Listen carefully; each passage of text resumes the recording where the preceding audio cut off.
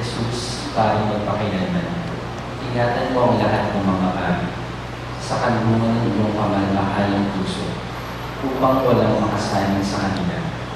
Panatiliin mo walang bakit ng kanilang banal na kamay na sa araw-araw ay mahawak sa iyong pamamahalang katawan. Panatiliin mo walang dumis ang kanilang mga labi na araw-araw ay lumilis ang iyong pamamahalang ito. Panatiliin malinis at di makamundo ang kanilang puso na may dakilang tatak ng pagkabali. Patigilin mo sa langit ng iyong banal na pag-ibig at ipangsanggalang sa mga makabulong bagay. Basbasan mo ang kanilang gawain ng sadya ng bunga at nawayo ang kanilang pinaglilingkuran ay maninigaya nila at ito sa lupa. At sa langit sinanawa ang kanilang walang hanggang tagumpay. Panginoong Jesus, ako ay nagsusumamo para sa tapat at masigasig na pari, para sa di tapat at nananamit ng mga pari, sa mga pari gumagawa dito o sa ibang bansa, para sa iyong pari natutukso, para sa iyong nalulungkot at napapabayaan mga pari, para sa mga batang pari, para sa mga matatandang pari, para sa mga may sakit na pari, para sa mga nag-aaraw buhay na mga pari, para sa mga kaluluwa ng iyong mga pari sa purgatorio. Higit sa lahat, tinatagubilin ko sa iyo ang mga paring mahal sa akin, ang paring nagbunyag sa akin, ang mga paring nagagawad na kapatawaran sa aking mga kasalanan, ang mga paring tinaluhan ko sa pagbibisa at nagbigay sa akin ng iyong katawan ng dugo sa banal na komunyon, at mga paring nagturo sa akin. Ang lahat ng mga paring pinagkakautangan ko ng loob sa anumang bagay. O Jesus, panatiliin mo malapit sila sa puso mo at tatalungin mo sa kanila ang biyayang umaapaw ngayon at magpakailanman. Amen. Sa ngalan ng Ama at ng Anak at ng Espiritu Santo. Amen. Magsuko po tayo. Magandang umaga mga kapatid. Inalulugod po namin ang inyong pakikibahagi sa banal na Eucharistia. Ngayon ay 32 na linggo ng karaniwang panahon. Magsitayo po tayo.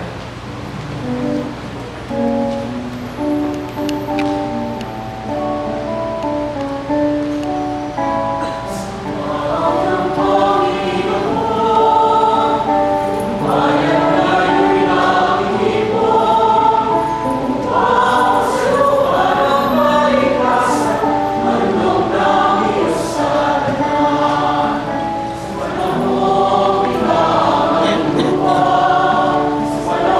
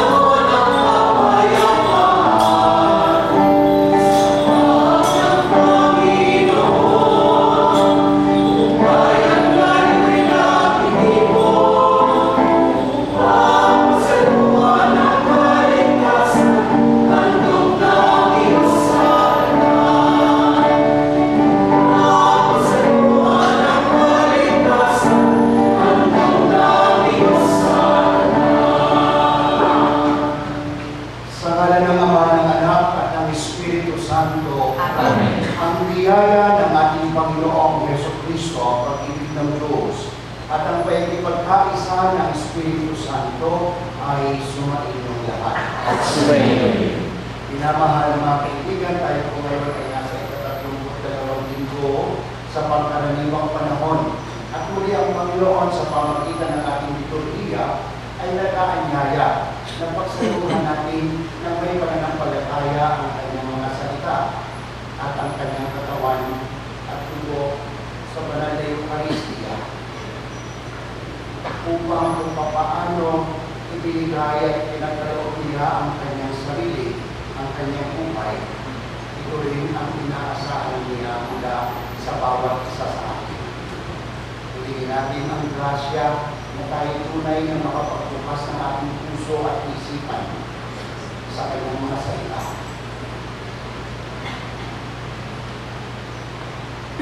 Ipanalangin natin sa banal na misang ito ang bawat isa na may nagkakatipon, ang ating pamilya, ang ating mga personal na intensyon. Ganyan din ang personal na mga intensyon na inialay sa misang ito. And lastly, we pray for the sanctification of priests and for the increase of vocations to the priesthood and religious life. At upang tayo ay maging marapat na sa pagdiriwang na ito ay kumanap, ihingi natin sa Diyos ng awa at patawad ang lahat ng ating mga kasalanan at pagkukulang. Para sa aming kawalan ng pananampalataya sa iyong mga dakilang balak, para sa aming buhay, Panginoon, kaawaan mo kami. Panginoon, kaawaan mo kami. Para sa aming kakulangan ng tiwala, sa aming kakayahang magpahagi ng aming yaman sa iba, Kristo, kaawaan mo kami. Kristo, kaawaan mo kami. Para sa aming kawalan ng pagpapahalaga sa aming mga kapatid na aba at buha, Panginoon, kaawaan mo kami. Panginoon, kaawaan mo kami. Kaawaan tayo ng makapangyarihang Diyos, patawarin tayo sa ating mga kasalanan at patnubayan tayo sa buhay na walang hanggan. Amen. Purihin natin ngayon ang Diyos sa ating papurihan.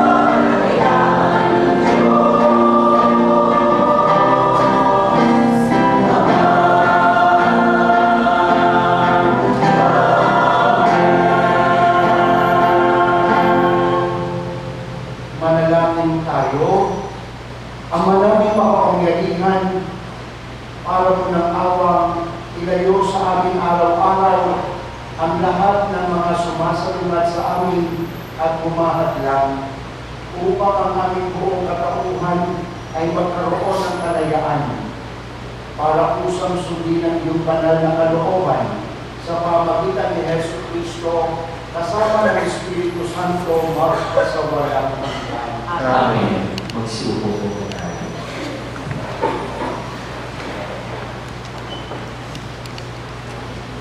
Pagbasa mula sa unang aklat ng mga hari. Noong mga araw na iyon, si Propeta Elias ay pumunta sa Sarepta, at nang papasok na siya ng pintuan ng lungsod, nakita niya ang balo na namumulot ng panggatong. Sinabi niya sa babae, "Maaari po ba makainom?" Aalis na ang babae upang ikuha siya ng tubig nang pahabol niyang sabihin, "Kung maaari, bigyan mo na rin ako ng kaunting pagkain." Sumagot ang babae, "Alam mo ng Panginoon na iyong Diyos na wala na kaming tinapay. Mayroon po kaming kaunting harina at kapatak na langis. Namumulot nga ako ng maigatong upang lutuin iyon at makakain man lamang kami ng anak ko bago kami mamatay." Sinabi sa kanya ni Elias, "Huwag kang mag-alala. Humayo ka at gawin mo ang iyong sinabi. Ngunit ipagluto muna ako ng isang munting tinapay at pagkatapos magluto ka ng para sa iyo. Sapagkat ganito ang sinabi ng Panginoong Diyos ng Israel, hindi ninyo mauubos ang harina sa lalagyan at hindi rin matutuyo yaong langis sa tapayan hanggang hindi sumasabit ang talagang takdang araw na ang ulay marapating papalakin ng may kapal." Ginawa nga ng babae ang utos ni Elias at sila'y kumain. Si Elias at silang mag-ina. At hindi nga naubos ang harina sa lalagyan at hindi natuyo ang langis sa sisidlan, tulad ng pangako ng Panginoon sa pamamagitan ni Elias. Ang salita ng Diyos. Salamat sa Diyos.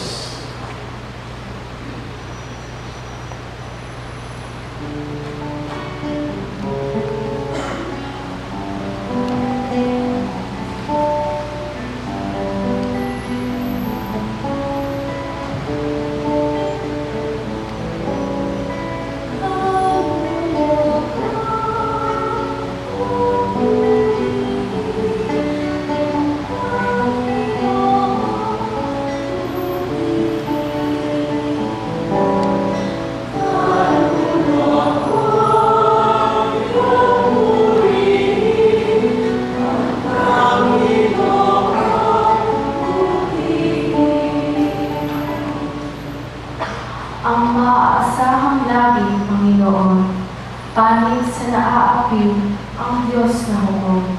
May pagkaan handa sa naggugutom.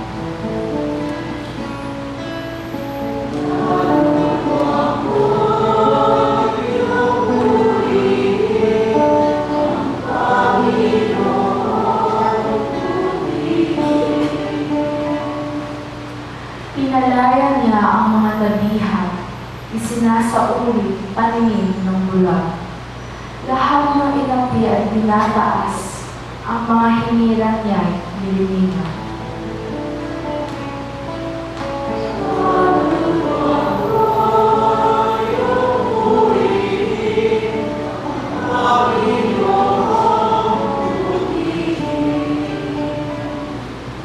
Isinasanggalang ang matuluhang sa lupain nila noon tumatahanan. Tumutulong sila sa balot ulila, masamang balangkas, pinipili niya.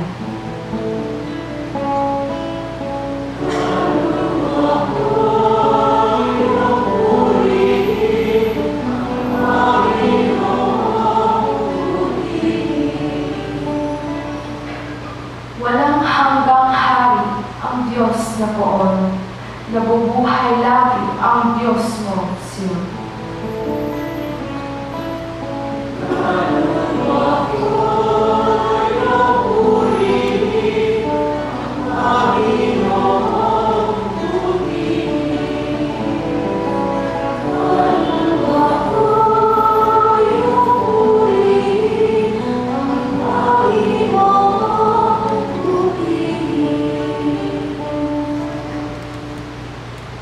Pagbasa mula sa sulat sa mga Hebreo. Pumasok si Kristo hindi sa isang dakong banal na ginawa ng tao at larawan lamang ng tunay, kundi sa langit. At ngayon, nasa harapan siya ng Diyos at namamagitan para sa atin.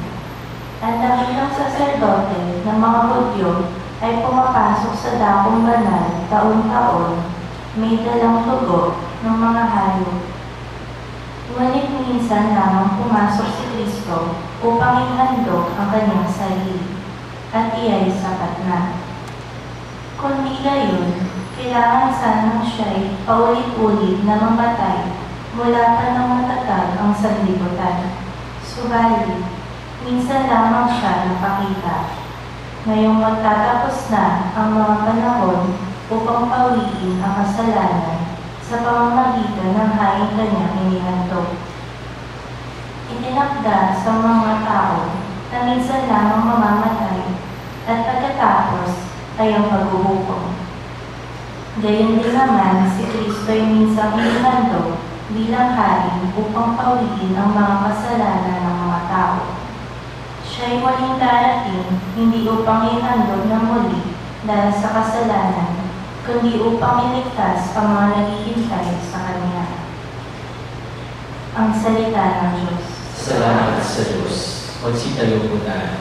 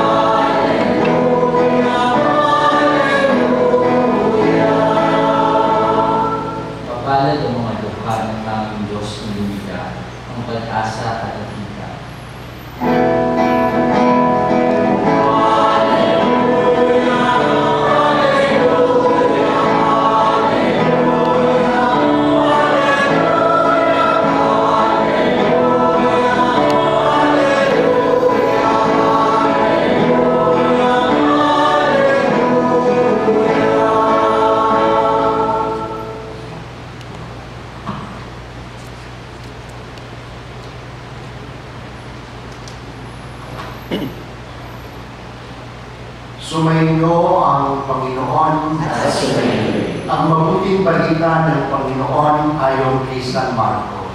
Papuri sa iyo, Panginoon.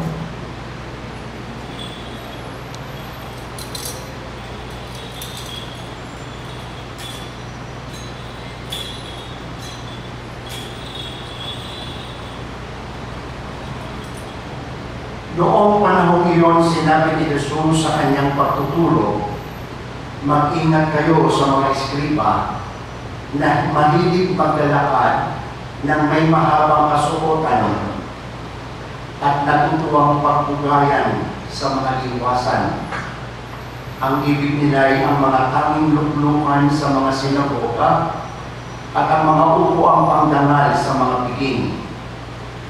Inuubos nila ang kabuhayan ng mga babaeng talo at ang sinasangkalay ang pagdarasal ng mahaba, lalo pang bibigat ang parusa sa kanila. Umupo si Jesus sa tapat ng hulugan ng mga kaloob doon sa templo at pinagmasdan ang mga taong naguhulog ng salapi. Maraming mayayamang naghulog ng malalaking halaga. Lumapit naman ang isang babaeng balo at naghulog ng 2 kusing na katumbas ng isang pera.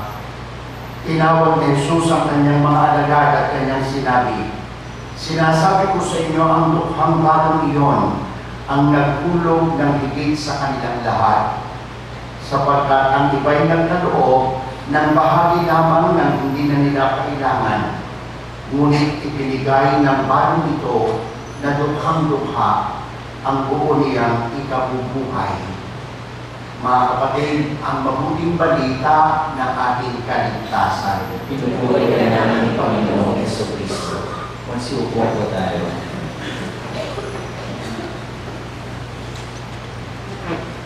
So magandang umaga po sa inyong lahat. Malapit na Pasko. Oh, wala na. Okay, Englishin ko. Now, good morning to everyone. Good morning, Father. Okay, thank you very much. Father Arnett is in the prison. No? So siya schedule ngayon. O, pinakulong ko muna siya.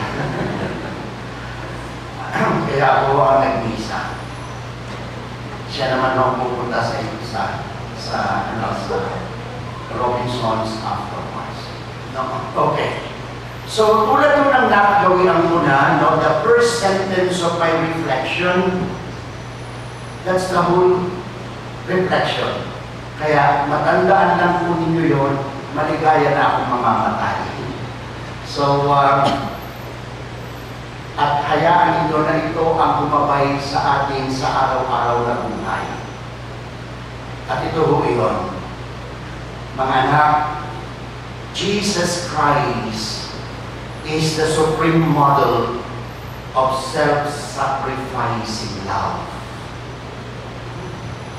Let me say it again. Jesus Christ is the supreme model of self-sacrificing love. Like what we have heard from the second reading, Jesus sacrificed His own life as an offering for our sins. Through His death and resurrection, He won for us the gift of eternal life. And He invites us to participate in His saving mission by making an offering of our own lives to Him and with Him. And our readings in today's liturgy give us vivid examples of this self-sacrificing love. The first reading tells us an encounter of a destitute widow with Prophet Elijah. Elijah said to her, "Please bring me a small cupful of water to drink." And when she was about to leave, he added, "Please bring along with you a bit of bread." And the widow answered, "As the Lord your God lives, I have nothing. There is only a handful of flour in my jar and a little oil in the jar. But now, just now, I was collecting a couple of sticks to go in and prepare something for myself and my son. And when we have eaten it, we shall die." Dahil wala na. Ganun mo kalukha siya.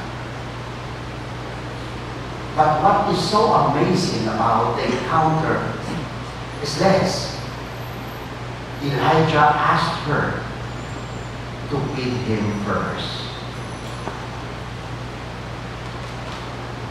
Elijah asked her to feed him first.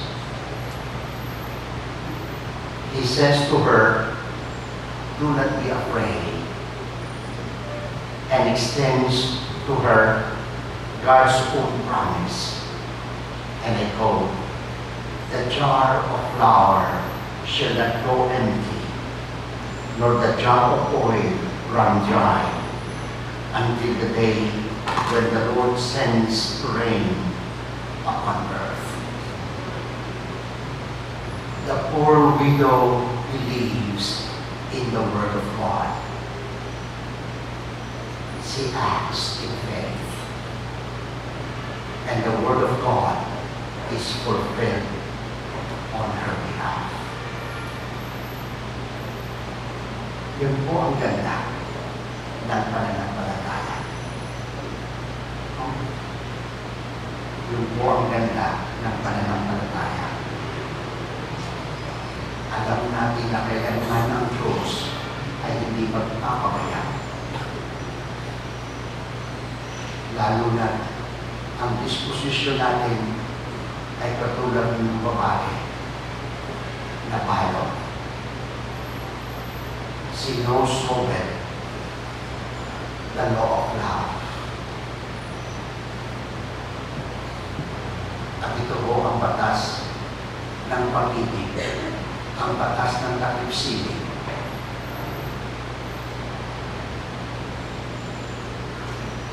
Even or we share, or we joyfully share to others what is rightfully belongs to us. If we can do that, we don't only fulfill justice, we are embracing love.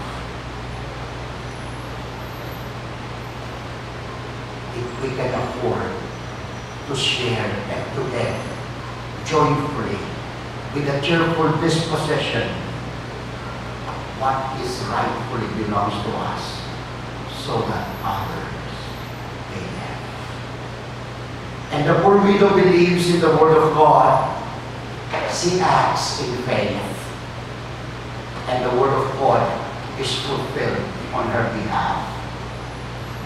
Her supplies are indeed unending. And Prophet Elijah is right. God provides for His people. God provides for His people. At mga anak, I do not know how I can convince you of this truth.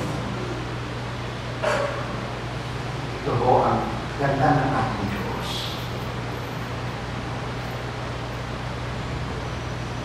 Ito ang kagandahang loob ng ating Diyos. Sa lahat ng paraan at sa lahat ng pagkakataon, naroon siya upang iabot ang kanyang kamay at maipagkaloob sa tao ang tulong ng kanyang pinakailangan. So perhaps the other widow from whom we encounter in today's gospel knows the story of the widow who cared for Elijah. As we have heard in the gospel that I have just proclaimed to you a while ago, Jesus points her out as an example of generous, self-sacrificing love.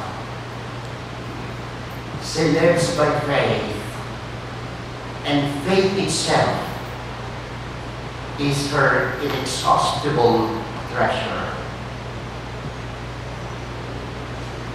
In direct contrast to the self-centered, self-glorifying practices of the scribes, this poor widow gives not from her surplus wealth, but from her poverty.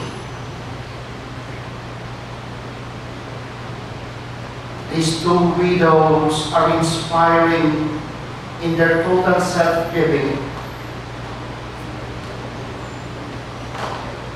At ito ho mga anak, ang katotohanan na lagi ho natin aakapin. The generosity that comes from faith is not simply a matter of giving away what we need to live on. It is dedicating everything we have to the Lord. Let me say it again. The generosity that comes from faith is not simply a matter of giving away what we need to live on. It is dedicating everything we have to the Lord. Bakit po? For true giving does not come from our pocket. It comes from our hearts. True giving does not come from our pockets. It comes from our heart. Because it is trust in God, confidence in God, love for God. And the Lord is asking us for great wealth, great love, great generosity, like those heroic widows. He is asking us to serve without counting the cost or seeking any personal reward or personal advantage. Christ invites us and empowers us to look beyond our selfish interest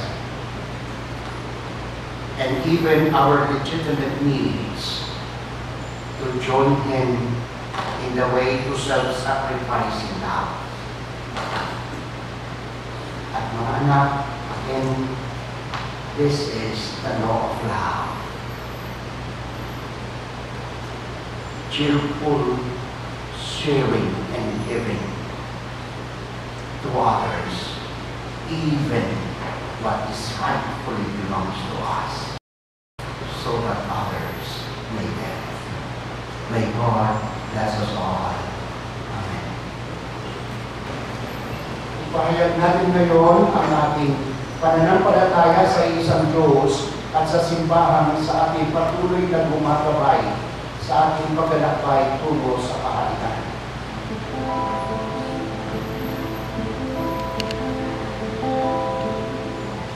Sumasampalataya ako sa Diyos, amang makapangyarihan sa lahat, na may gawa ng langit at lupa.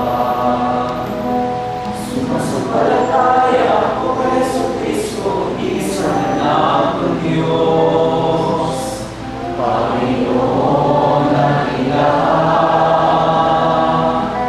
nagkatawang tao siya, kaya ng Espiritu Santo, ipinanganak ni Santa Maria Virgen. Pinagpalasakit ni Poncio Pilato, inilako sa krus na natay niling, nangaw sa kilaroan ng mga limao. Nang may tatlong araw na buhay na muli, umakyat sa langit, nalulog sa kanilang makapangyarihan sa lahat, doon ang pupulang paligid at buwag sa nangabuhay at nangamatay na tao. Sumasampalataya naman ako sa Diyos, Espiritu Santo, sa banal na simbahang Katolika, sa kasabahan ng mga banal at kapatawaran ng mga kasalanan, sa pagkabuhay muli ng namatay na tao, at sa buhay na walang hanggan, sa buhay na walang hanggan, sa buhay na walang hanggan.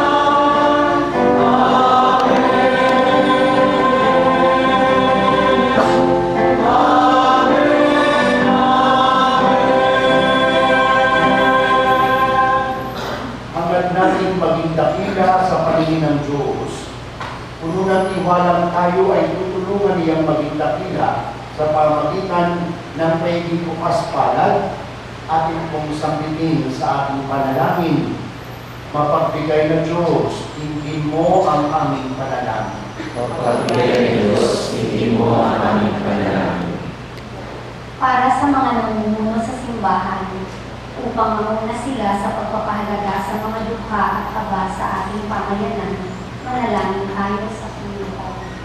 Mapagbigay na Diyos, tingin mo ang aming panalangin. Para sa lahat ng mga pari at mga nananapa sa Diyos, upang sa taong ito ng kapalitan at buhay religyoso, matuto silang magbigay ng lahat na siyang nilalaman ng kanilang mga sinumpaan, manalangin tayo sa Panginoon. Mapagbigay na Diyos, tingin mo ang aming panalangin. Para sa mga namumuno sa ating bansa, upang gawin nila ang lahat ng kanilang makakaya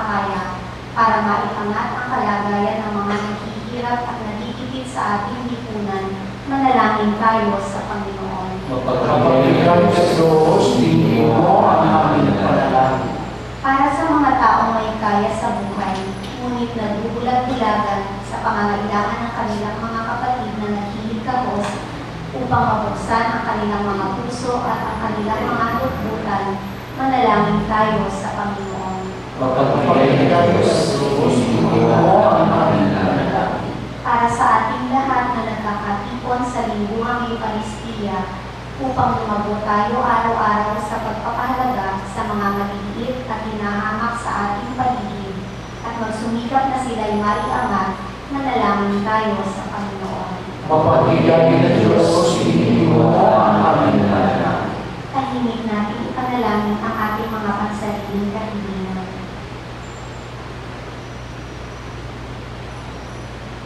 Manalangin tayo. Mapagpapagay sa Diyos, tingin mo ang aming panalangin.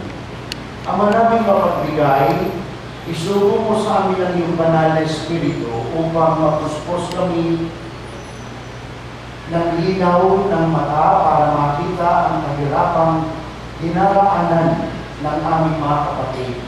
Bukawin mo ang aming mga puso at nang matutunan namin sa abot ng aming makakaya ang kanilang pangailangan.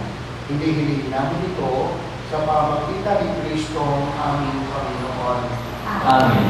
Magsiupo po tayo.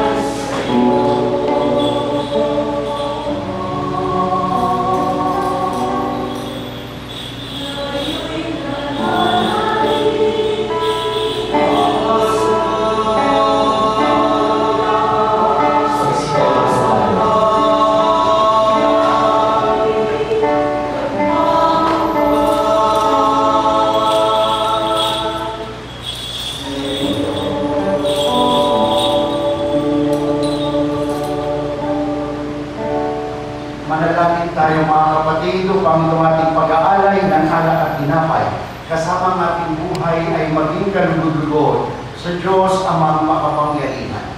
Nagpinawa ng Panginoon yung pag-aalit sa iyong mga kamay, sa pagpapilya niya at karangalan sa ating kapakinabangan at sa buong sabayan ng iyong banal. Ama namin lumikha, kalugdan mo ang pag-aari ng mga natitipon dito upang ang aming ginaganap na pag-aalay ng sarili ng anak mo ay aming pakinabangan sa kanyang pamamagitan kasama ng Espiritu Santo magpasawalang hanggan. Amen. Sumainyo ang Panginoon. At sumayo. Itaas sa Diyos ang inyong puso at diwa. Pinasa namin sa Panginoon. Pasalamatan natin ang Panginoon natin Diyos. Marapat na siya ay kasalanan. Ang manaming makapangyarihan, tunay ng marapat na ikaw ay aming pasalamatan sa pamagitan ni Jesucristo na aming Panginoon. Siya ay naging kapwa namin maasahan upang may mamunang umako sa pananagutan dahil hangad namin magbago ang pinamihas ng pagkakanya-kanya ng sangkatauhan. Bunga ng pagtitiis siya ay nanaig at ang kamatayan ay kanyang nalubig. Kaya't siya ang aming daan upang aming masapit ang iyong tapat at maasahang pag-ibig. Kaya kaysa ng mga anghel na nagsisiawit ng papuri sa iyo, nang walang humpay sa kalangitan, kami nagbubunyi sa iyong kadakilaan.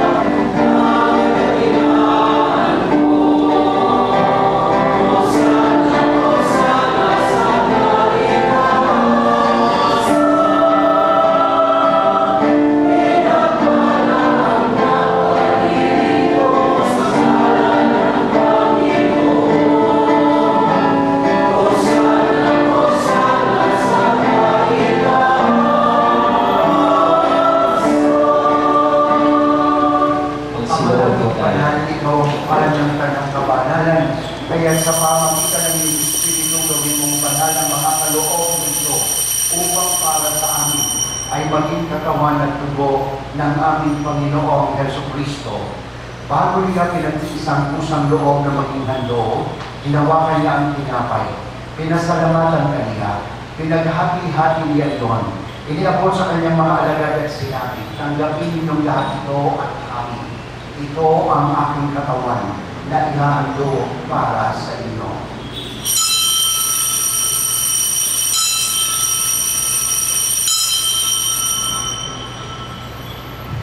Ganyan din naman noong matapos ang hapunan, hinawakan niya ang kalis. Muli ganyan pinasalamatan. Iniabot niya ang kalis sa kanyang mga alagad at sinabi, tanggapin ninyong lahat ito at inumin. Ito ang kalis ng aking dugo, ng bago at walang hanggang tipan. Ang aking dugo na ibubuhos para sa inyo at para sa lahat. Sa kapagpapatawad ng mga kasalanan, gawin niyo ito sa pag-aala-ala sa akin.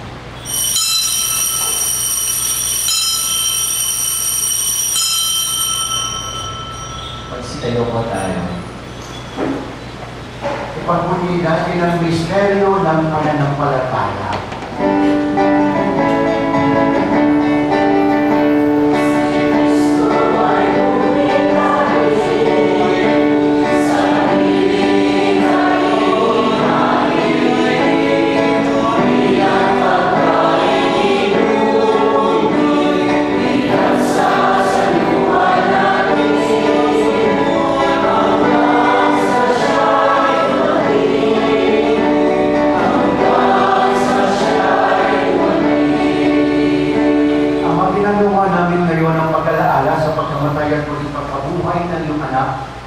Iaalay namin sa iyo ang tinapay na nagbibigay buhay at ang kalis na nakakaloob ng kaligtasan. Kami nagpapasalamat dahil kami yung minarapat na tumayo sa harap mo upang maglingkod sa iyo. Isinasamo namin kami magsasalo-salo sa katawan at dugo ni Kristo ay mabuklod sa pagkakaisa sa pamagitan ng Espiritu Santo. Ang malikapin mong iyong simbahang laganap sa buong daigdig. Puspusin mo kami sa pag-ibig kaysa ni Francisco na aming Papa at Luis Antonio na aming Obispo, kasama ang kanyang katuwang na obispo at ng kanang kaparian. Alalahanin mo rin ang iyong mga anak na tinipon muli sa iyong banal na harapan. Gawin mong kami maging ganap sa buklod ng pag-ibig at pagkakaisa. Alalahanin mo rin ang aming mga kapatid na himlay na may pag-asang silang muli pagbubuhay, gayon din ang lahat ng mga pumanaw. Kaawaan mo po sila at patuloyin sa iyong kaliwanagan. Kaawaan mo po at maging dapatin kami lahat na makasalo sa iyong buhay na walang wakas. Kaisa ng mahal na Birheng Maria na ina ng Diyos at ina rin namin, ng kabiyak ng puso niyang si San Jose. Kaisa ng mga apostol at ng lahat ng mga banal na namuhay dito sa daigdig ng alugod-lugod sa iyo. May pagdiwang nawa namin ng pagpupuli sa kararangan mo sa pamagitan ng iyong anak na aming Panginoong Jesucristo. Sa pamagitan ni Kristo, kasama niya at sa Kanya, ang lahat ng parangal at pagpuri ay sa iyo. Diyos amang makapangyarihan, kasama ng Espiritu Santo, magpasawalang hanggan.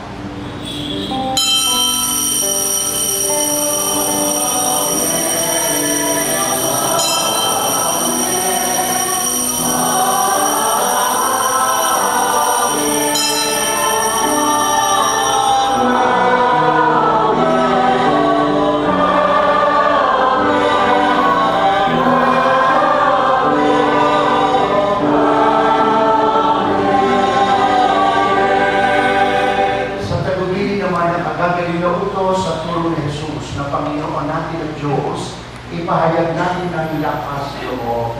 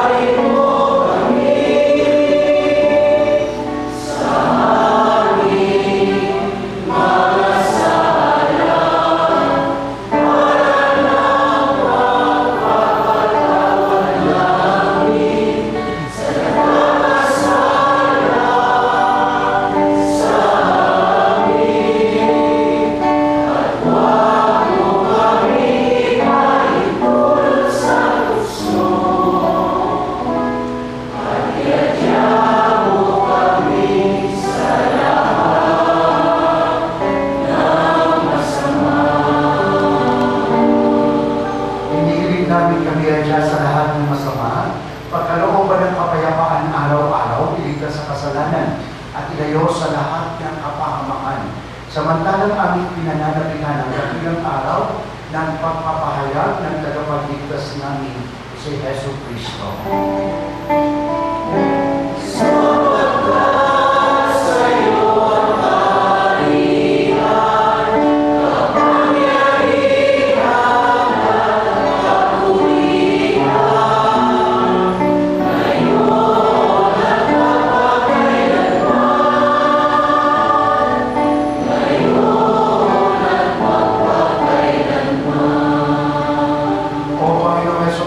Sinabi mo sa iyong mga apostol, kapayapaan ang iniiwan ko sa inyo, ang aming kapayapaan ang binibigay ko sa inyo. Tunghayan mo ang aming pananampalataya at huwag ang aming mga pagkakasala. Pakalooban mo kami ng kapayapaan at magkakaisa ayon sa iyong kalooban, kasama ng Espiritu Santo magpasawalang hanggan. Amen. Ang kapayapaan ng Panginoon ay laging sumainyo. At sumainyo. Magbatian kayo at maghangat ng kapayapaan sa isa't isa. Peace be with you. Peace be with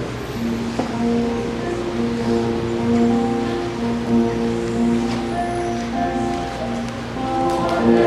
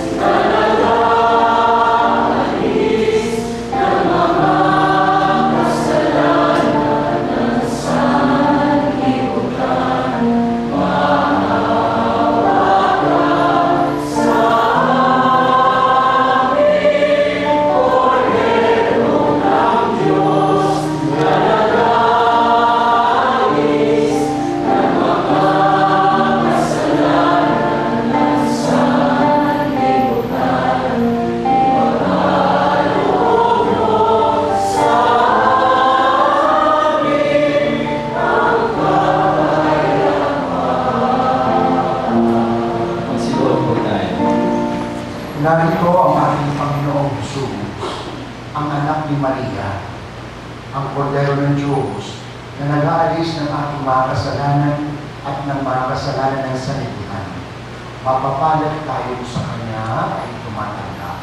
Panginoon, ikaw ang kapatid ng pagpatuloy sa iyo. Ngunit sa isang salita malamang ay gagaling na ako. Naway ingatan tayo ng katawan at dugo ni Kristo hanggang sa buhay na walang hanggan. Amen.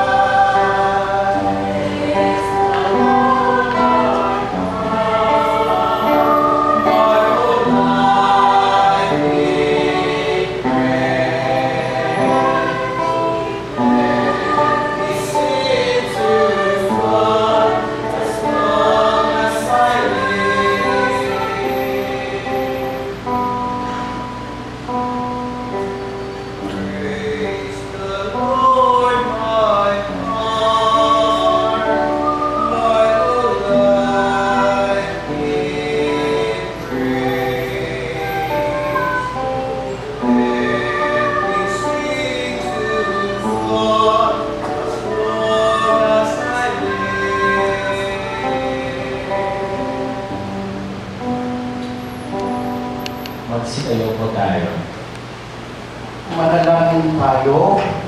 Ama namin mapagmahal, tinatanaw namin utang na loob, ang banal na paikinaban na iniluluhog namin. Ang Espiritu Santo ay mag-umapaw sa kalooban namin kanyang tinigil ng iyong kadakilaan upang ang iyong kagandahang loob ay manatili sa aming palagian sa pamagitan ni Jesucristo kasama ng Espiritu Santo magpasawalang kita. Amen. Magsiluhod po ang lahat at ating masigit ng panalangin para sa kapayapaan. Panginoon, sa panahon ng pangangailangan ay humihingi kami ng tulong. Bunga ng aming pagkamulat sa nagbabantang pagkawasak ng kapaligiran na pinagkaloob ninyo sa amin. Bunga ng malawakang paglalaban ng ideolohiya sa iba't ibang panig ng mundo. Pagkalooban ninyo kami ng sapat na lakas upang ipalagaan ang kabutihan, katarungan, pagmamahalan at kapayapaan. Sa gitna ng labanan, ituro ninyo sa amin ang pagtutulungan, sa kasaganaan, ang pagbibigayan, sa karantaan, magkaroon po sana ng maayos na pamumuhay. Kung maginibabaw ang pagkamakasarili, ituro ninyo sa amin ang kawabaang loob, sa kawalan ng katarungan, alam namin ang pagsisisi at pagbabalik loob sa Diyos. Kung may pagkakaunawaan, magkaroon po sana ng pagkakasundo at pagkakaisa. Sa kawalan ng pag-asa, nilagay po sana namin ang mabuting balita. Turuan mo kami kumalingat sa halik na kalinganin, ang lingkod sa halik na paglingkuran. Huwag po sana namin maghangad ng karangyaan at turuin mo kami ng iyong pag-ibig at kaluwalhatian. Pagtutulutan ninyo kami maging katulad ninyo, sapagkat sa ganitong paraan lang namin matatagpuan ang tunay na kabuluhan ng buhay na makapagbibigay sa amin ng bagong pag-asa. Amen. O Maria, ina ng kapayapaan, magsitayo po tayo. Mga patalastas,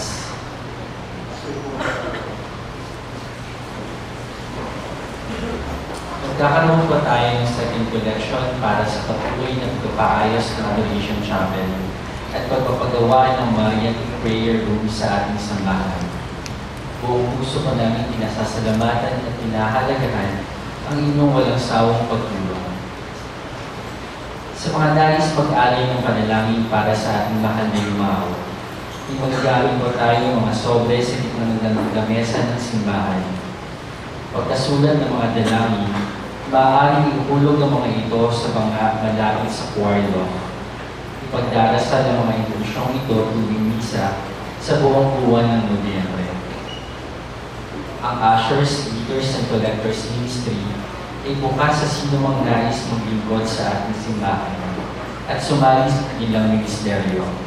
Maaari pong lumapit sa mga miyembro pagkatapos ng misa o di kaya ay magpatala sa tanggapan ng simbahan.